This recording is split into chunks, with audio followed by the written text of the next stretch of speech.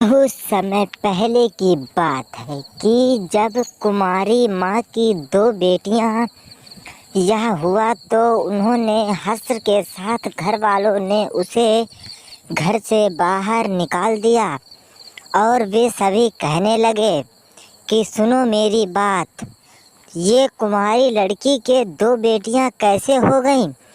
ये तो लगता है बहुत ही लड़की नीच टाइप की है। यह सोचते सोचते उसे घर में ताने मिलते थे। तो एक दिन उसने अपनी बेटियों से कहा कि चलो बेटियों, तुम्हें हम कहीं और लेकर चलते हैं। यह सोचते हुए उन्होंने कहा, चलिए ठीक है माँ जी, हम भी चलेंगे, लेकिन दादी से परमिशन तो ले लें।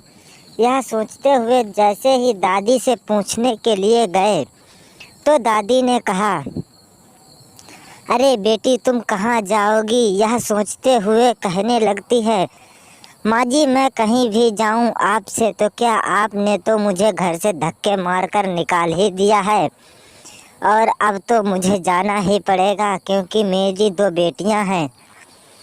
और यह सोचते हुए उसने कहा कि मैं किसी न किसी लड़के से शादी कर ही लूँगी और मैं अपना पालन पोषण खुद कर लूँगी। यह सोचते हुए वह कहने लगती है, चलिए ठीक है, तो आपकी मर्जी, जैसा करना वैसा भरना। यह सोचते हुए जैसे ही वह कहने लगती है, चलो लगता है अब मुझे निकलना चाहिए। यह सोचते हुए उन्होंने कहा, माँ जी प्रणाम और मैं चलती हूँ। यह सोचते हुए वह कहने लगती हैं, मत जा बेटी।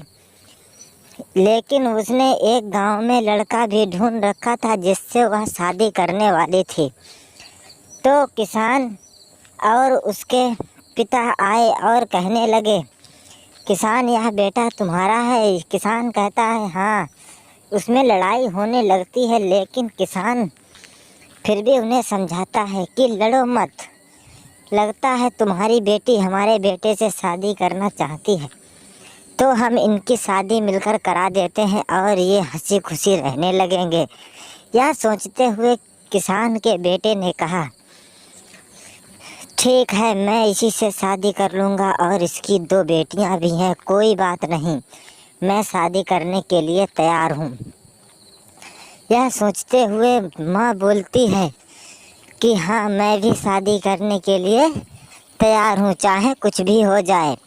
यह सोचते हुए उन्होंने कहा, ठीक है, हम तुम्हारी शादी करा देंगे। और यह सोचते हुए बाबा को एक धुएंधार कमरे में बुलाया गया और कहा कि तुम लोग यहीं बैठो, मैं आती हूँ। यह सोचते हुए उन सबको पता नहीं क्या हो गया, उस कमरे में जाते ही सब बेहोश हो गए।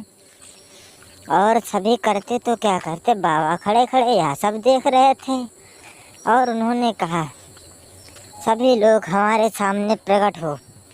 और यह सोचते हुए जैसे ही वे सबके सामने आते हैं, कहते हैं, बेटी तुझे बहुत तेरे घर में तकलीफ़ है, तू तो बहुत ही अस्र वाली लड़की है, तुझे तो मैं अच्छे तरीके से पहचान रहा हूँ।